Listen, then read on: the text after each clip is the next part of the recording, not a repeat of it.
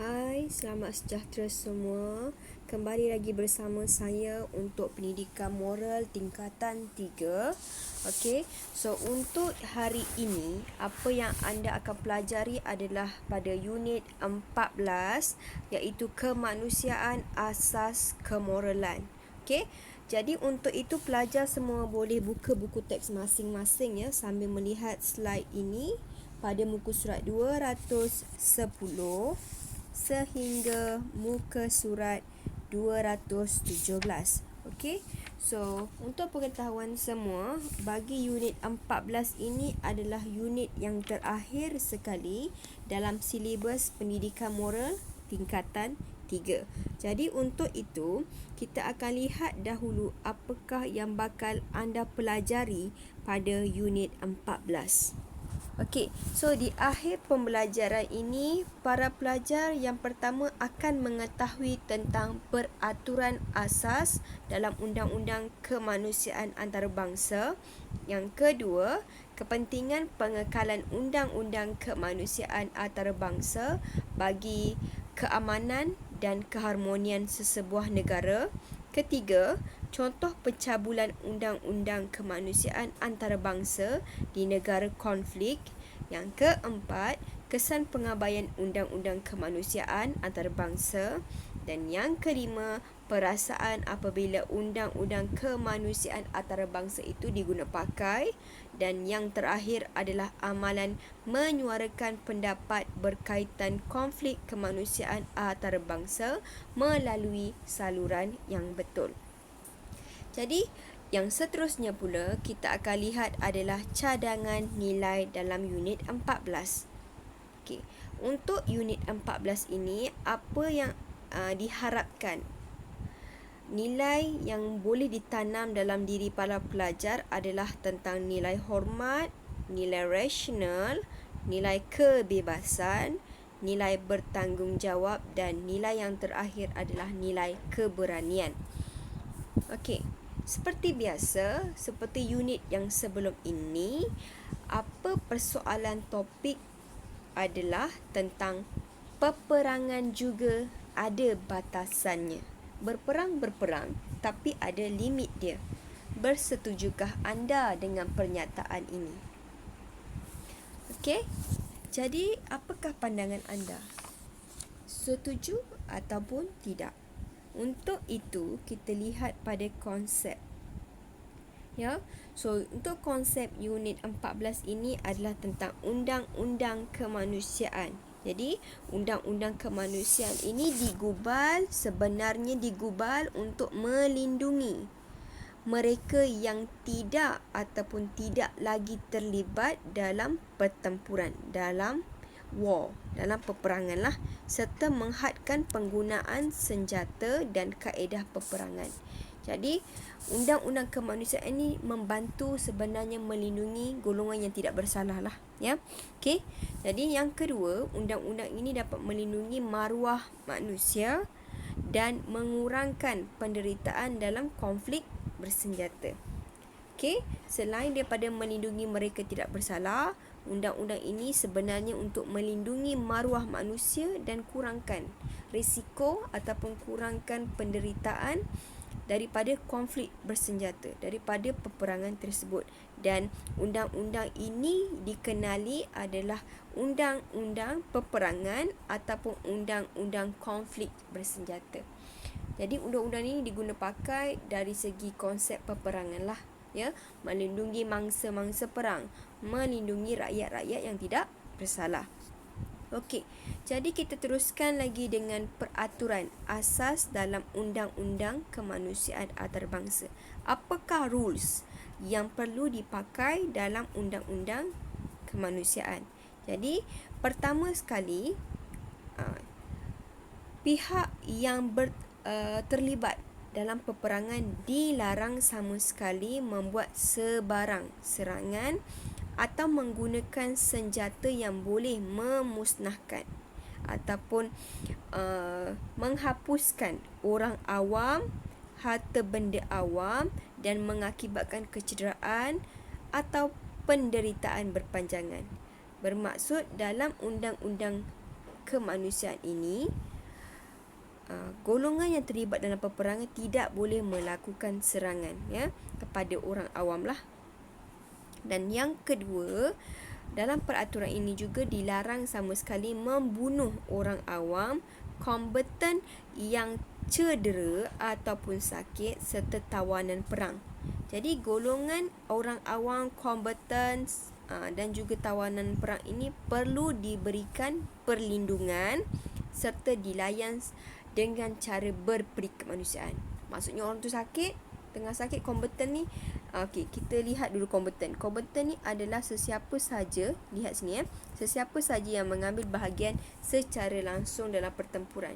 Contohnya tentera, contohnya tali barut yang sokong peperangan tersebut, itu dikenali sebagai kombatan. Jadi orang awam, kombatan tadi serta tawanan perang ni, bila dia diserang, mereka ini tidak sama sekali boleh dibunuh. Jadi mereka ini golongan yang perlu diberikan perlindungan dan dilayan secara berperikemanusiaan. Maksudnya awak tahan orang tu, awak tak boleh lah nak bagi makan, awak sepak-sepak dia, pukul dia tu, tak boleh. Itu adalah kesalahan dalam peraturan asas undang-undang kemanusiaan antarabangsa. So yang ketiga adalah melindungi, menghormati dan memberikan bantuan kepada petugas, kemudahan perubatan tentera dan juga orang awam seperti hospital, klinik dan juga ambulans. Maksud awak tak boleh nak buat serangan ke atas hospital, serangan ke atas klinik maupun ambulans, sebab itu adalah hak asasi ataupun hak berperikemanusiaan yang perlu diberikan kepada mangsa-mangsa peperangan. Dan bila awak melakukan serangan itu, maksudnya awak adalah golongan yang tidak bermaruah, tidak berperikemanusiaan. Dan yang terakhir dalam peraturan asas dalam undang-undang kemanusiaan antarabangsa ini adalah sebarang serangan hendaklah secara terhad, ada limit dia. Hanya serangan tersebut disasarkan kepada kombatan dan juga tentera saja. Maksudnya kalau awak nak berperang tu boleh, tapi peperangan tu hanyalah melibatkan antara tentera, melibatkan antara orang yang terlibat dalam peperangan, seperti saya sebutkan, tali barut, penyokong, tak boleh melakukan serangan terhadap orang awam. Jadi bila kebanyakan negara-negara yang terlibat dalam peperangan ini, kita lihat seperti Israel dengan Palestin, isunya Israel bukan menyerang tentera Palestin, menyerang rakyat Palestin. Jadi tindakan Israel dalam peperangan ini adalah bercanggah sama sekali mengikut peraturan asas dalam undang-undang kemanusiaan antarabangsa. So ini contoh gambaran situasi dan juga mangsa peperangan, Dan yang berada di sini adalah rakyat, yang belakang ni tentera. So ini salah dari segi undang-undang antarabangsa ni, mengebom rumah-rumah awam, ini adalah rakyat. Yang belakang ini adalah daripada bom, atom dan sebagainya, menyerang rakyat. Jadi ini adalah salah dari segi peraturan asas dalam undang-undang kemanusiaan antarabangsa. Kita teruskan lagi. Kenapa pentingnya untuk kekalkan undang-undang ini? Kerana yang pertama adalah supaya rakyat itu berasa selamat. Rakyat, manusia, kita nak hidup, kita mesti mahukan hidup kita selamat. Jadi bila adanya undang-undang kemanusiaan ini, nyawa manusia itu akan dilindungi. Maksudnya mereka boleh rasa selamat, dan hasilnya rakyat ini akan bebas bergerak. Mereka boleh pergi ke mana saja mereka mahu sebab tahu keadaan aman, keadaan selamat. So kepentingan yang kedua adalah kanak-kanak membesar dalam suasana yang gembira.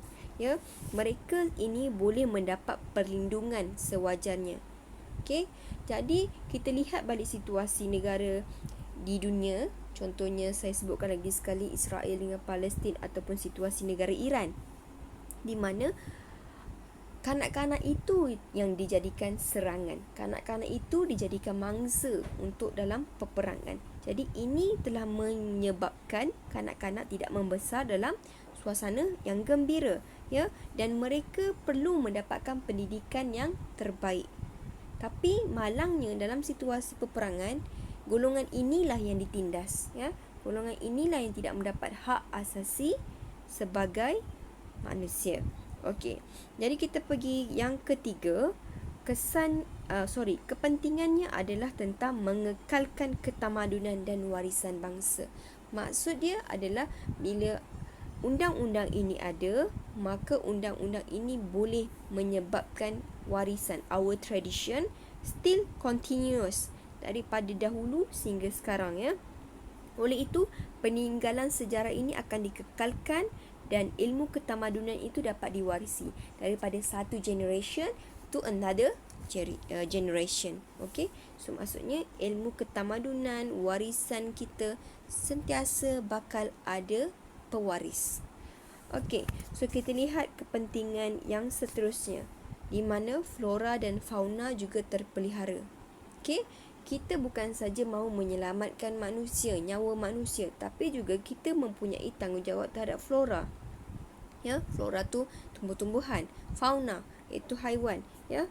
Dan bila kita mengekalkan undang-undang kemanusiaan antarabangsa ini, ia dapat melestarikan alam semula jadi dan mengelakkan berlakunya kepupusan. Ya, sebab kita menjaga kehidupan flora dan juga fauna. Okey, so yang kelima adalah kerajaan dapat membangunkan negara. Okey, bila ada undang-undang ini, ia menyekat peperangan, ia menyekat penindasan dalam peperangan. Jadi kerajaan boleh membangun kerana adanya kemakmuran dalam kalangan masyarakat. Okey, dalam kalangan negara-negara yang tidak terlibat dalam peperangan. Seterusnya, khazanah negara dapat dikekalkan, ya, sebab tak ada perang. Jadi selamatlah, tak ada berlaku kemusnahan, ya. Okey, so yang terakhir adalah hubungan dengan negara lain juga terus kukuh. Maknanya adanya wujud hubungan diplomatik lah dengan negara lain. So hubungan-hubungan ini dapat diteruskan kerana kita menjalinkan hubungan baik, ya. Dan hasilnya kita akan mendapat sokongan moral dan kebendaan daripada negara lain. Maksudnya macam contoh penubuhan ASEAN, ya. So negara-negara ASEAN ini memberikan bantuan dari segi sudut kewangan, dari segi support, moral support dan sebagainya. Contohnya kepada negara-negara yang terlibat dalam peperangan, ya.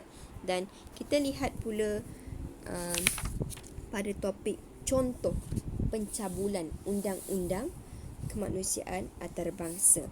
Okey, jika undang-undang kemanusiaan antarabangsa ni tak dikekalkan, tak diteruskan, jadi akan berlakulah kesengsaraan dalam konflik tersebut. Okey, so kita lihat contoh pencabulan undang-undang kemanusiaan antarabangsa. Contoh pencabulan ni maksudnya apakah tindakan yang dibuat yang menghalang kepada peraturan asas dalam undang-undang antarabangsa. So yang pertama adalah dari segi serangan terhadap orang awam yang tidak bersenjata. Yang ini saya sebutkan macam isu Iran, isu Palestin. Yang terlibat adalah bukan tentera yang bersenjata, tetapi rakyat, kanak-kanak yang tidak tahu apa-apa. Merekalah yang telah diserang oleh tentera negara luar, ya. Yang kedua adalah dari segi serangan terhadap bangunan awam. Yang menyerang adalah pasukan tentera daripada negara musuh menyerang bangunan awam, bangunan yang memang khusus seperti kegunaan awam. Contohnya sekolah, hospital. Ini tindakan mencabul undang-undang kemanusiaan, ya. Dan ketiga adalah merosakkan alam semula jadi. Contohnya mengebom, yang kena dekat kawasan hutan, yang kena dekat haiwan.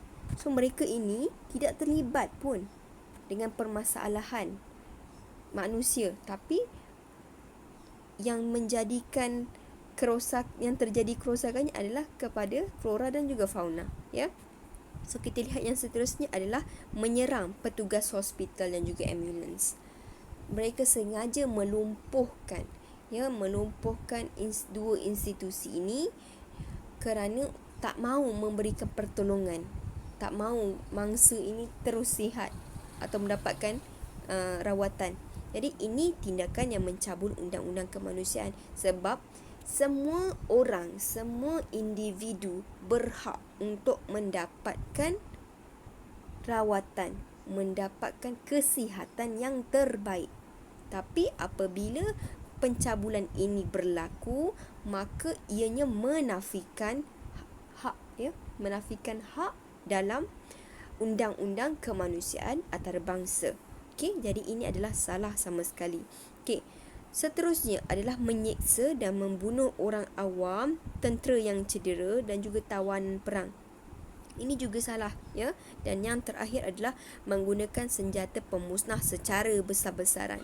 Contoh senjata pemusnah secara besar-besaran adalah senjata kimia, senjata dari segi biologi ataupun atom yang mengandungi uranium dan juga fosforus, yang khususnya memang kita tahu bahan dua ini merosakkan kepada sistem tubuh badan manusia, juga merosakkan bangunan, ya, haiwan, tumbuhan dan sebagainya. Jadi tindakan-tindakan inilah yang mencabul undang-undang kemanusiaan antarabangsa. Okey, untuk itu kita lihat pula kesan pengabaian undang-undang kemanusiaan antarabangsa. Okey, so kesan yang pertama adalah alam sekitar itu akan musnah. Sebab kita bom, adakah kita bom tu bom tentera yang terlibat dalam perang? Tak. Mereka sasarkan kepada umum. Ya, bila sasarkan kepada umum, yang mati, yang rosak adalah alam sekitar.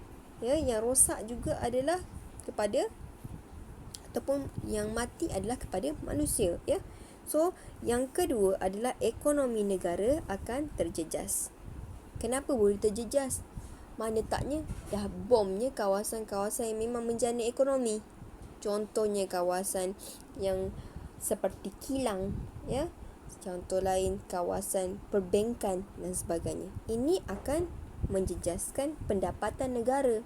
Jadi macam mana negara tu nak develop? So tak adalah, ya. So ini adalah kesan jika kita abaikan undang-undang kemanusiaan antarabangsa. Selain daripada itu, institusi keluarga juga runtuh.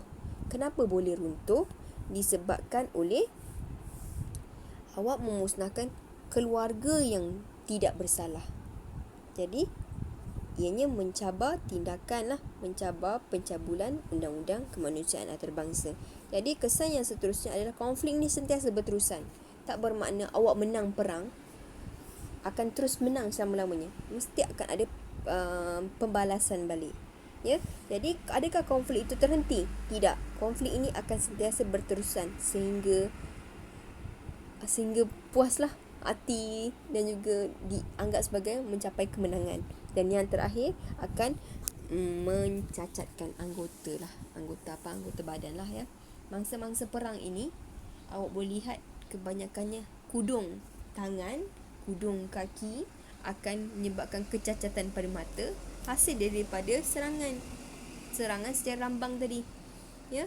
Dan kandungan serangan tersebut, contoh penggunaan bom atom ini mengandungi uranium dan juga fosforus ni memang merosakkan sistem tubuh badan manusia.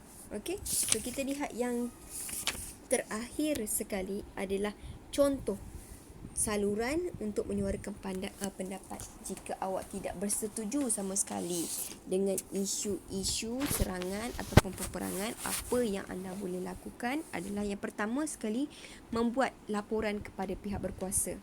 Siapa pihak berkuasa tersebut? Polis, tentera, ya. Seterusnya pihak kerajaan. Jadi ini saluran yang betul. Jangan awak pula yang pergi buat serangan tu pula balas dendam balik, pergi ambil bom lawan. Itu tindakan yang salah. Jadi yang sepatutnya buat laporan kepada pihak berkuasa. Dan yang terakhir adalah membuat bantahan secara rasmi kepada pihak berkenaan, pihak yang terlibat. Okey, buat bantahan. Bantahan tu sama ada buatlah bantahan bertulis ke, ataupun menggunakan social media ke, ya.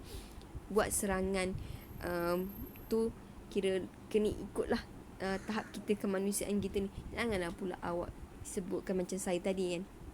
yang saya sebutkan tadi. Pergi ambil bom atom, letak kat ni badan, pergi kawasan musuh. So itu tindakan yang salah. Okey, kita lihat kesimpulan di mana undang-undang kemanusiaan antarabangsa ni sebenarnya memainkan peranan penting lah, ya, untuk menjamin kehidupan masyarakat antarabangsa yang lebih harmoni. Sebab ini adalah nilai kemanusiaan. Bila kita nilai kemanusiaan, berperi kemanusiaan, maka ianya akan melahirkan kehidupan yang memang harmoni. Okey, dan hidup ini pasti aman apabila konflik kemanusiaan ini dapat diatasi tanpa mengabaikan undang-undang kemanusiaan antarabangsa. Ya, sebab kita tahu bila peperangan ini ianya tidak akan sama sekali menjamin hidup yang aman. Jadi, untuk itu kita perlu mengamalkan nilai tanggungjawab dan hormat. Jadi, dua nilai ini perlu dipraktiskan, ya, oleh rakyat dengan mematuhi undang-undang kemanusiaan antarabangsa yang telah ditetapkan, digariskan. Dan kita juga perlu mengamalkan nilai keberanian dan kebebasan. Apa caranya? Okey, caranya adalah dengan membuat laporan kes pencabulan undang-undang kemanusiaan antarabangsa di negara yang berkonflik. Boleh buat laporan macam yang saya sebutkan tadi, ya. Ada dua cara, ya. Dan yang terakhir, kita perlu mengamalkan nilai rasional untuk menangani konflik yang berlaku melalui bukti dengan alasan yang kukuh.